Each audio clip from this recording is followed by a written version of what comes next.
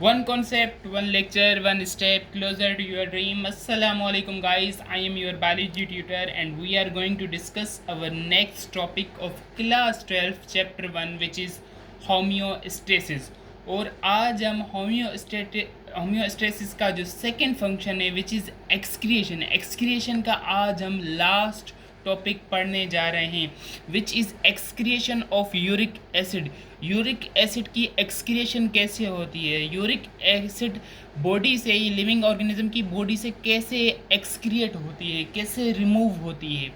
तो जैसा कि हम पहले से पढ़ कर आए हैं कि अमोनिया हो गया या यूरिया हो गया, उन्हें एक्सक्रिएट करने के लिए हमें ज़्यादा पानी की क्वांटिटी की रिक्वायर्ड होती है। अमोनिया को एक्सक्रिएट करने के लिए हमें 500 मिलीलीटर पानी की रिक्वायरमेंट होती है रिमूव करने के लिए, और यूरिया को एक्सक्रिएट करने के लिए 50 मिलीलीटर पानी की ज़रूरत होती है। तो कुछ लिविंग ऑर्गेनिज्म, कुछ जानवर ऐसे भी थे जिन्होंने कहा ये हमसे नहीं हो सकता कि हम इतना पानी अपनी बॉडी से रिमूव करें।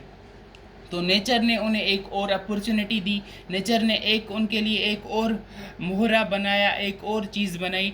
तो जो जानवर ये कह रहे थे कि हम यूरिया और अमोनिया को एक्सक्रिएट नहीं कर सकते, तो नेचर ने उन्हें चांस दिया, कहा कि भाई आप ना अमोनिया को एक्सक्रिएट करें ना यूरिया को एक्सक्रिएट करें, आप करें यूरिक एसिड को, क्योंकि यूरिक एसिड को रिमूव करने के लिए बहुत ही कम पानी की रिक्वायरमेंट होती है और ये 10,000 गुना कम जहरीला है अमोनिया से।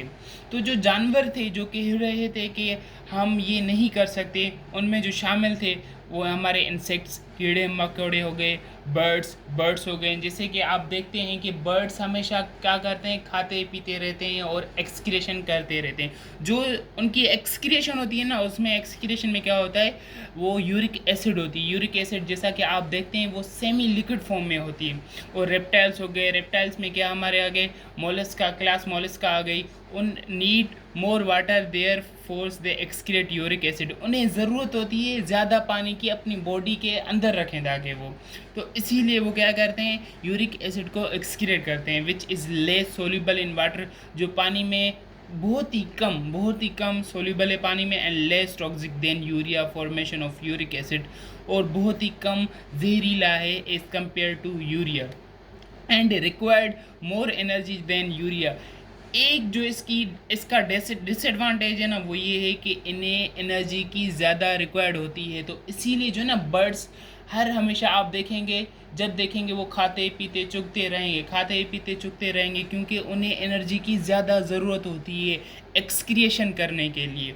1 gram of nitrogen in the form of uric acid, क्योंकि हमें पता है जो भी हमारा एक्सक्रिएशन प्रोडक्ट है, जैसे अमोनिया हो गया, यूरिया हो गया, यूरिक एसिड हो गया, उनमें जो ज़्यादा क्वांटिटी होती है ना, वो किसकी होती है, नाइट्रोजन की होती है। तो मैं यहाँ पे इसलिए ये लिख रहा हूँ कि 1 gram of nitrogen in the form of uric acid.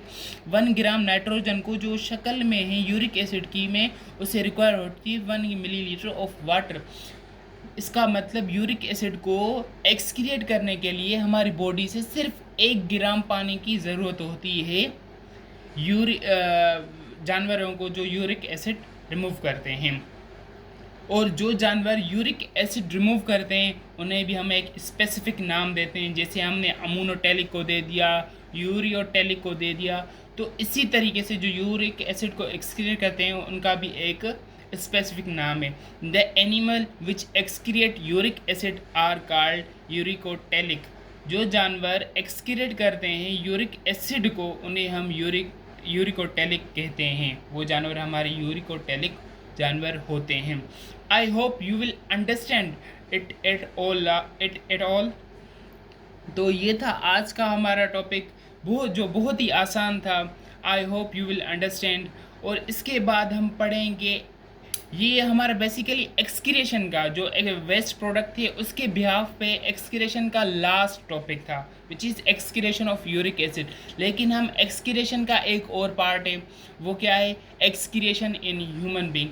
Excretion human beings के अंदर कैसे होती है। जानवरों के बारे में हम पढ़ के आए हैं कि कौन से जानवर क्या क्या करते हैं, लेकिन इंसान के अंदर क्या क्या चीज़ें निकलती हैं और उसके अंदर कौन कौन से प्रोसेस होते हैं और उसके अंदर कौन कौन से ऑर्गन शामिल होते हैं एक्सक्रिएशन